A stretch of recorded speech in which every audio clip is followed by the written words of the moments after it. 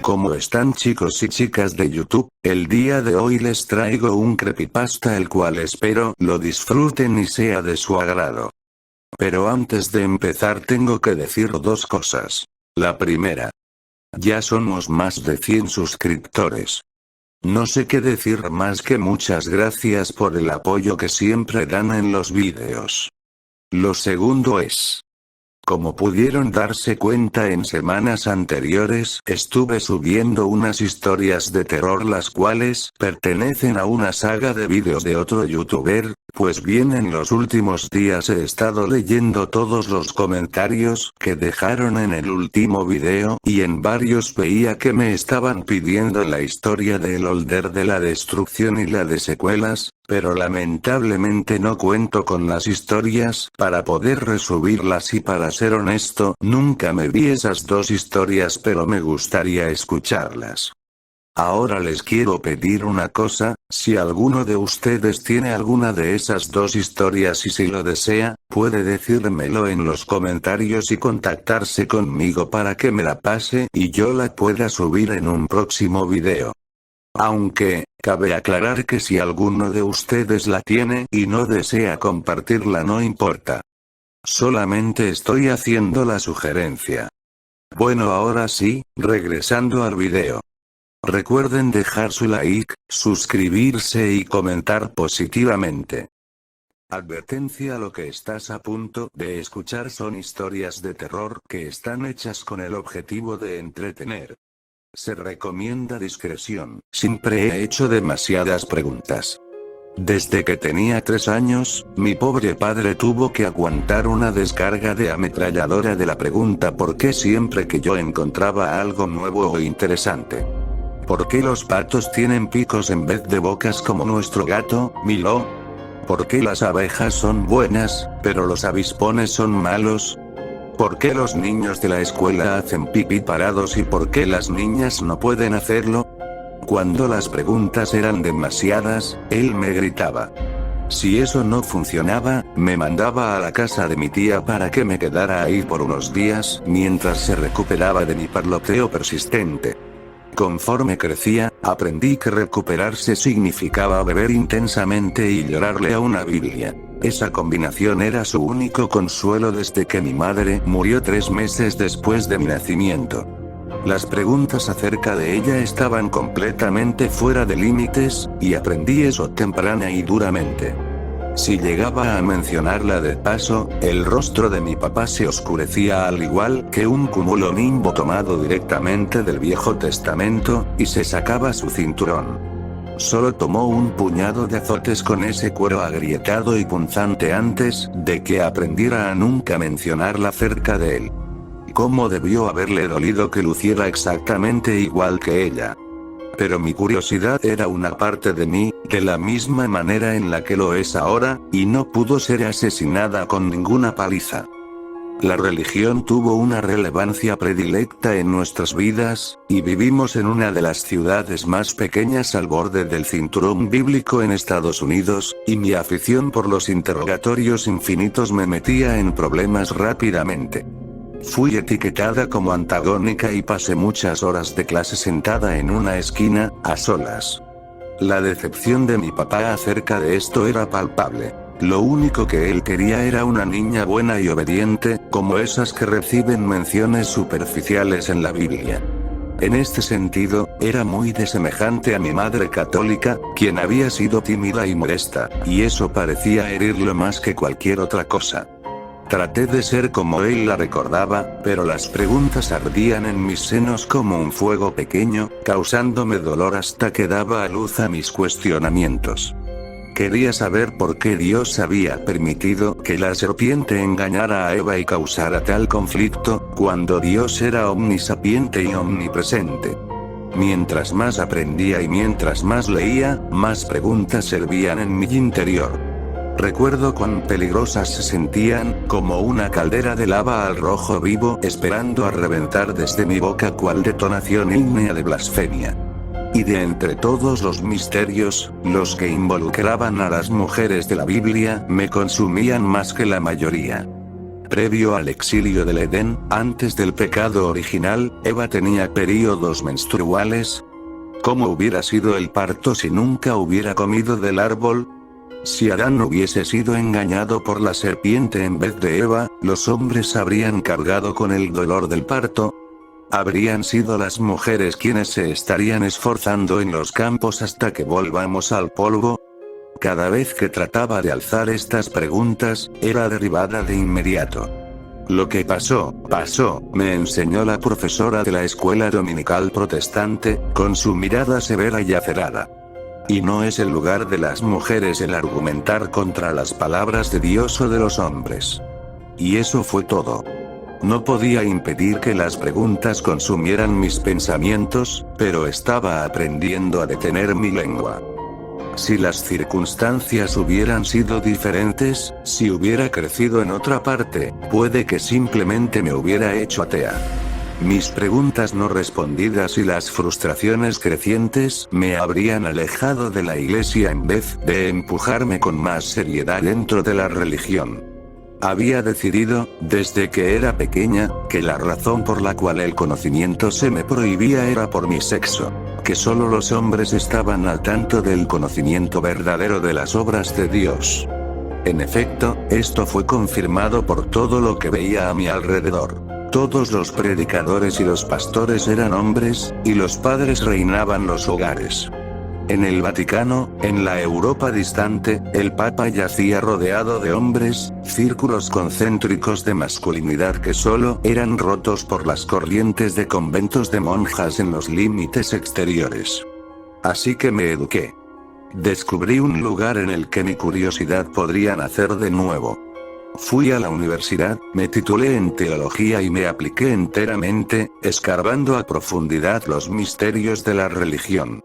Era un ambiente muy distinto a mi hogar. Aquí, las personas estaban dispuestas a entablar debates filosóficos enérgicos, a asumir el papel del abogado del diablo y a discutir desde perspectivas nuevas.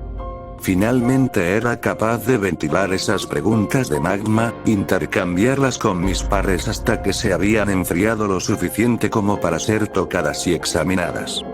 Pero a lo largo de mis estudios, y a través de nuestras discusiones, hubo una pregunta que permaneció sin respuesta. Otra faceta más de la femineidad que la Biblia había olvidado casualmente. Todos parecían creer que era una pregunta muy extraña como para siquiera ser considerada, pero a mí me consumía. Después de que Jesús nació, ¿qué pasó con la placenta de María? Nadie tenía una respuesta. A mí me parecía una cosa tan obvia, una omisión tan enorme de parte de los hombres que trazaron el gran libro. Si los huesos fragmentados de los dedos de los santos eran reliquias sagradas, si la última copa que tocó los labios de Jesús era buscada por todas partes por ser la reliquia más sagrada de todas, entonces ¿qué hay de la cosa que lo sustentó en el vientre? Los clérigos devotos a quienes acudí estaban incomodados, e incluso asqueados por mi pregunta.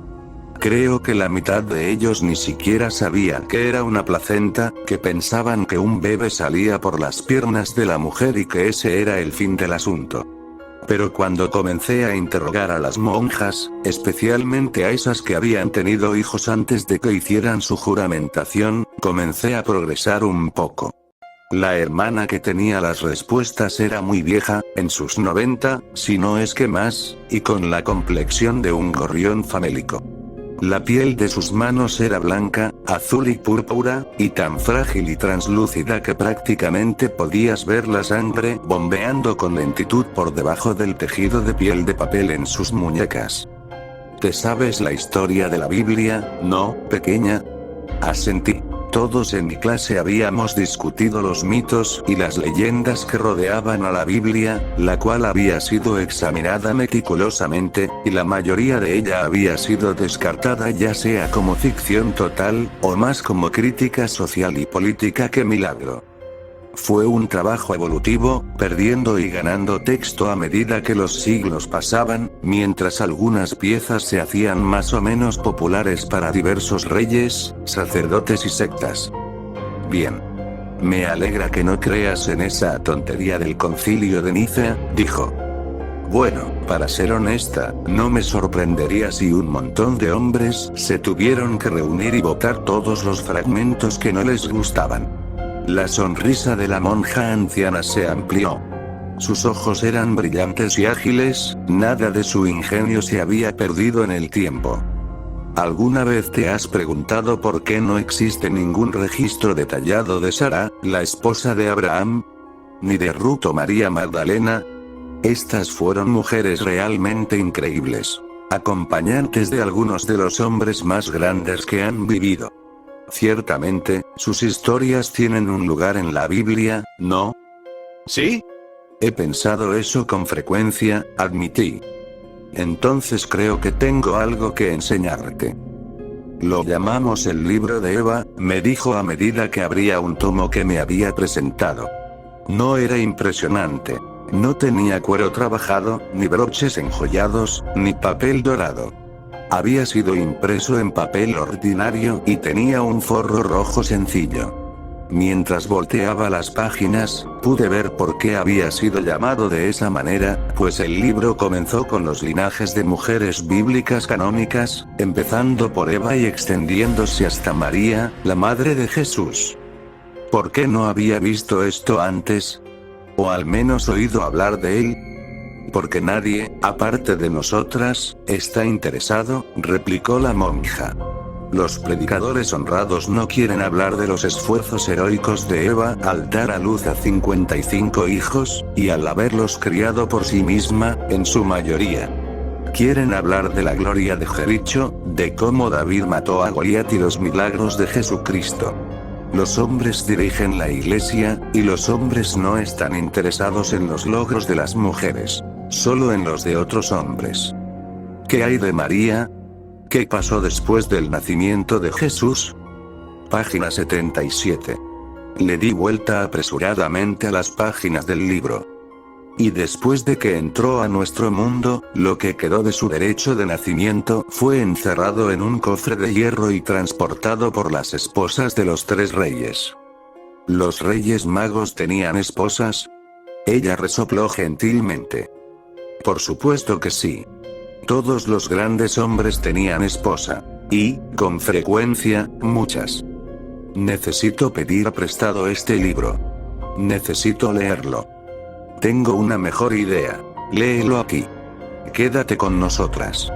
Necesitamos a alguien como tú. Me quedé con las monjas por varias semanas mientras estudiaba y leía el libro. Me hacían trabajar duro durante el día, lavando ropa de forma anticuada, con tablas de lavado y lejía, hasta que mis manos estaban rojas y desgastadas, igual de callosas que las de un campesino. Durante la noche, leía cuidadosamente las páginas, memorizando tanto como podía acerca del libro de Eva, gozando de los registros de estas mujeres olvidadas, de estas madres de naciones y esposas de dioses de antaño. ¿En dónde está el cofre de hierro? Le pregunté a la monja una noche. Esperaba que me preguntaras eso, pequeña. Conduciéndome hacia su estudio, sacó una llave de su bolsillo y luego abrió el cajón de un escritorio, sacando cuidadosamente una pila de fotografías Polaroid. Al entregármelas, se sentó e hizo una torre con sus dedos ásperos, observándome. Todas las fotografías mostraban el mismo objeto, cada una desde un ángulo distinto. Era una caja de metal tosca, la cual había sido desgarrada por una fuerza inmensa. Como si hubiese explotado desde el interior. Mi cuero cabelludo me cosquilleó en tanto ataba los cabos. Es este. El cofre de hierro que las 3 concubinas transportaron desde Belén. Sí. ¿Qué le sucedió? La criatura que estaba atrapada en el interior escapó. Tragué hueso, sin ánimo de comprender lo que me estaba diciendo. ¿Criatura? Y así, con su voz silente y aflautada, la hermana Michaels me explicó el secreto verdadero. Cuando Dios escogió a María para nutrir el cuerpo de Cristo, Él sabía que su Hijo Divino no podría habitar un contenedor marcado con el pecado original. Para contener a Cristo mismo, el bebé tuvo que ser purificado de todo pecado, de todas las corrupciones de la humanidad. Agarró de nuevo las fotografías, guardándolas bajo llave en el cajón. Por lo tanto, Dios se aseguró de que todas las maldades de nuestros cuerpos mortales fueran empujadas hacia el útero de María, en su placenta, en donde permanecieron, por siempre separadas de Jesús. Pero fue una placenta, no un bebé. ¿Cómo fue que creció? ¿Cómo se convirtió en una criatura? Aunque estuviera impregnada de pecado, aún así era divina, consistiendo tanto de Cristo como de la Madonna. No podía ser calcinada ni podía ser cortada, así que fue sellada. Permaneció en la oscuridad, resguardada por sacerdotes de una orden antigua, a quienes se les encomendó vigilar la reliquia sagrada. Y en esa oscuridad, creció, alimentada por la semivida en su interior, y añorando el alma que carecía. Y al final se hizo demasiado grande para el cofre, ¿verdad? Sí, pequeña. Y ahora está libre. ¿Qué significa eso? Desea venganza. Igual me había sentido insegura de abordar el vuelo desde Texas a Roma, pero la hermana me prometió que responderían mis demás preguntas. Cuando llegué a la pequeña iglesia de piedra y ladrillo cerca de la costa, un hombre con la cabeza afeitada me escoltó hacia adentro inmediatamente, y luego me llevó a la cripta de la iglesia. Los cadáveres de 7 sacerdotes yacían en el mausoleo frío, esperando su sepulcro. Trataron de detenerlo, me explicó el rector. Ese era su deber sagrado. Trataron de regresarlo con espadas de plata y hierro sagrados. Pero con un solo toque, divagó, señalando a los cadáveres envueltos con lino. Sus muertes fueron únicas, de formas que hicieron que mi estómago se retorciera. Mientras levantaba la sábana del primero, contemplé forúnculos supurantes por toda su cara. Rastros rojos y negros de putrefacción delineaban los vasos sanguíneos de su cuello. Había muerto en cuestión de minutos, aparentemente, sucumbiendo ante una enfermedad tan antigua, que ya no tenía nombre. Otro no tenía marcas en su carne, pero sus ojos sobresalían obscenamente por debajo de sus párpados punteados de venas. El rector me informó que se había asfixiado y murió de rodillas. Su garganta se había tapado con una lechada putrefacta de serpientes y ranas. Quizá lo más aterrador de todo fue el hombre que se había ahogado en tierra firme. Sus pulmones se habían llenado de agua salada, la cual aún goteaba por sus labios cocidos. ¿Cómo? Inquirí. Un solo toque es lo único que se necesita, explicó el hombre, apiñándose del frío dentro de su hábito de lana café. Los tocó una vez a cada uno, y luego los dejó como los ves ahora. No lo comprendo. Si hombres sagrados portando armas sagradas no pudieron herirlo, entonces ¿por qué me han traído a mí aquí? Porque la criatura no posee la forma de un hombre. No lo entiendo. La criatura es una mujer. Reflexioné acerca de eso por un momento. ¿Y crees que otra mujer puede ser capaz de detenerla? Asintió. Sí. Eres joven, fuerte y, aún más importante, no has efectuado tu juramentación inicial o final. Creemos que puede oler el toque de Dios en nosotros, y eso la conduce a la locura. Cualquiera en la iglesia que se le ha acercado, ha muerto terriblemente, como lo puedes ver aquí. Estudié la escena horripilante frente a mí. El miedo arrastraba dedos gélidos por mi espina dorsal. Hasta donde sabía, la criatura solo me mataría en el acto, sin que importara que fuera una mujer o que aún no me hubiera casado con Cristo. Por el otro lado, si llegase a tener éxito en donde hombres de gran fe habían fallado, y quería verla, más que nunca, ahora que esta última pieza de información había sido revelada. Quería saber. No estoy segura de si puedo ayudar, o de cómo. Pero estoy dispuesta a intentarlo. Con un fragmento del cofre de hierro en una cadena alrededor de mi cuello, partía mi cacería. El rector razonó que la caja de metal había sido su hogar por tanto tiempo, que el collar podría hacerme parecer más familiar ante ella, menos amenazadora. O al menos podría brindarme su atención. Supuse que descubriría al final si esa lógica era correcta o no, no es como si tuviera otras armas en mi arsenal. Mientras que la orden de sacerdotes era antigua, su sistema de seguridad era moderno, e incluía cámaras en las entradas y salidas de la iglesia. Una serie de capturas habían sido descargadas en mi teléfono, y las revisé, contemplando al ser que había asesinado con furia bíblica a una docena de hombres adultos. Era hermosa, en un sentido atemporal y clásico. Rasgos simétricos y casi élficos se veían a través de un halo de cabello rubio platino, lo suficientemente largo como para cubrir la mayor parte de su torso desnudo. Pero desde su cintura hacia abajo, algo se encontraba muy mal.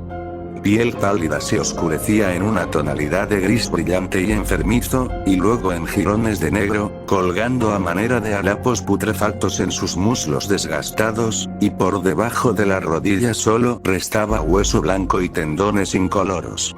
Siendo tan pálida como un pez, se había quedado parada entrecerrando los ojos por varios segundos extenuantes antes de correr con sus pies esqueléticos e imposibles hacia el mar.